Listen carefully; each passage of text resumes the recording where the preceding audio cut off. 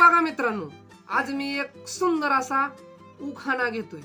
बर घ्या की मग मी पण ऐकायलाच बसली. तर बघा मित्रांनो, काट्यात काटा वजन काटा, ओ काट्यात काटा एलईडी वजन काटा. अर्पिता माझ्या लग्न झाल्यापासून जीवनाचा झालाय घाटा.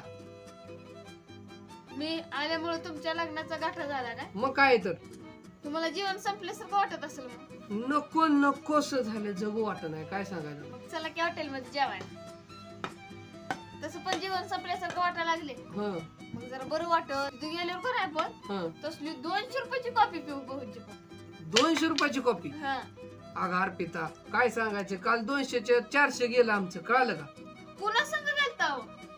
अगं ती ही होती ग, काय तसं नाव ती मॅडम होत्या ऑफिस मधल्या. मग त्यांनी 200ची पेली आणि मला 200ची पाजली. काय सांगायचं.